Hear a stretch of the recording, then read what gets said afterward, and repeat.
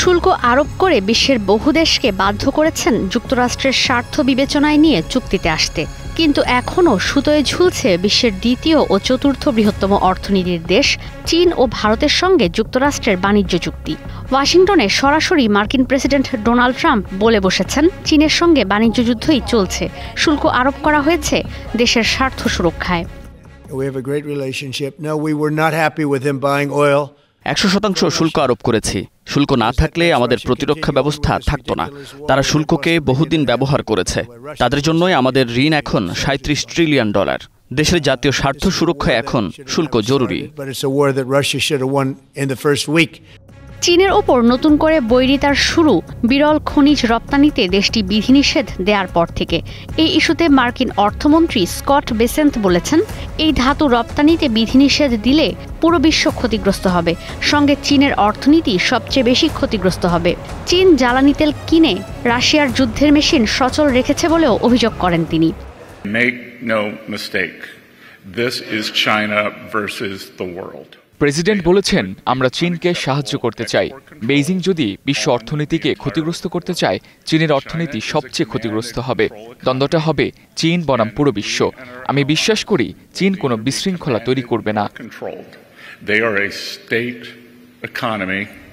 Bessent আরও বলেন, rare earth mineral রপ্তানিতে চীনের বিধিনিষেধের বাস্তবায়ন হলে ব্যাটারি, গাড়ি, হীরা শিল্প সহ প্রযুক্তি নির্ভর অনেক আর্থিক খাত ক্ষতিগ্রস্ত হবে।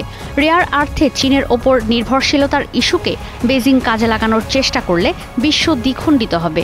জানান, প্রয়োজনে দেশটির ওপর 500% শুল্ক আরোপেও প্রস্তুত মার্কিন প্রশাসন। এদিকে ভারতের সঙ্গেও সম্পর্কের টানাপোড়েন চলছে যুক্তরাষ্ট্রের। ট্রাম্প জানিয়েছেন, নয়াদিল্লি রাশিয়া থেকে জ্বালানি তেল কিনবে না বলে আশ্বস্ত করেছে।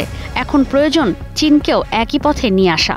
বলেন, এখনই জ্বালানির শিপমেন্ট বন্ধ করতে পারবে না ভারত, এটা সময় সাপেক্ষ। বর্তমানে রাশিয়ার বৃহৎ জ্বালানি ক্রেতা দেশ ভারত, চীন ও তুরস্ক। কে ভেবেছিল আমি মধ্যপ্রাচ্যে শান্তি প্রতিষ্ঠা করব, হামাস আর ইসরায়েলকে মধ্যস্থতায় আনব? ভারত যদি রাশিয়ার জ্বালানি তেল কেনা বন্ধ করে খুব সহজ হবে। তারা কথা দিয়েছে খুব দ্রুতই তেল কেনা বন্ধ করবে। যুদ্ধ বন্ধ করলে আবার শুরু করবে। যদিও মার্কিন সংবাদ মাধ্যম ব্লুমবার্গ বলছে ভিন্ন কথা। বলা হচ্ছে, আকর্ষণীয় মূল্য ছাড়ের কারণে আগামী কয়েক মাসে রাশিয়া থেকে অনেক বেশি জ্বালানি তেল কিনবে ভারত। প্রতি ব্যারেল উরাল ক্রুডে মিলবে $2 থেকে $2.5 ডিসকাউন্ট।